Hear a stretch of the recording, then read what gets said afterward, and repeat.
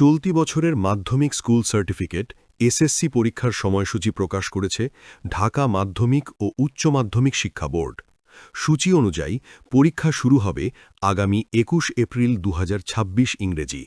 বৃহস্পতিবার ১৫ জানুয়ারি আন্তঃশিক্ষা বোর্ড পরীক্ষা নিয়ন্ত্রক কমিটির আহ্বায়ক ও ঢাকা শিক্ষা বোর্ডের পরীক্ষা নিয়ন্ত্রক প্রফেসর এস.এম. কামাল উদ্দিন হায়দার এ তথ্য জানান। তিনি বলেন, প্রতিদিন সকাল ১০টা থেকে পরীক্ষা শুরু হবে। ২১ এপ্রিল বাংলা প্রথম পত্রের মাধ্যমে পরীক্ষা শুরু হয়ে তত্ত্বীয় পরীক্ষা শেষ হবে ২০ মে। পরীক্ষা নিয়ন্ত্রক জানান, মাদ্রাসা, দাখিল ও কারিগরির এসএসসি ভোকেশনাল একই সময়সূচি অনুযায়ী অনুষ্ঠিত হবে, আর ব্যবহারিক পরীক্ষা ৭ থেকে ১৪ জুনের মধ্যে শেষ করতে হবে।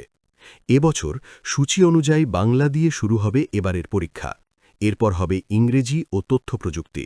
মোট ১৪টি নির্দেশনাবলী দিয়ে প্রকাশ করা হয়েছে এবারের সূচি, যাতে প্রথমেই বলা হয়েছে পরীক্ষা শুরুর অন্তত ৩০ মিনিট আগে শিক্ষার্থীদের পরীক্ষার হলে প্রবেশ করতে হবে। প্রবেশপত্র বিতরণ করা হবে পরীক্ষা শুরুর ১ সপ্তাহ আগে। পরীক্ষার্থীদের জন্য বিশেষ নির্দেশাবলী। ১. পরীক্ষা শুরুর ৩০ মিনিট আগে অবশ্যই পরীক্ষার্থীদের পরীক্ষা কক্ষে আসল নিতে হবে। ২.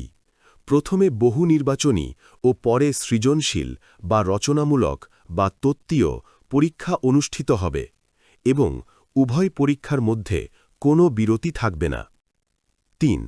শারীরিক শিক্ষা, স্বাস্থ্যবিজ্ঞান ও খেলাধুলা এবং কেরিয়ার শিক্ষা বিষয়সমূহ জাতীয় শিক্ষাক্রম ও পাঠ্যপুস্তক বোর্ডের নির্দেশনা অনুসারে ধারাবাহিক মূল্যায়নের মাধ্যমে প্রাপ্ত নম্বর শিক্ষা প্রতিষ্ঠানসমূহ সংশ্লিষ্ট কেন্দ্রকে সরবরাহ করবে।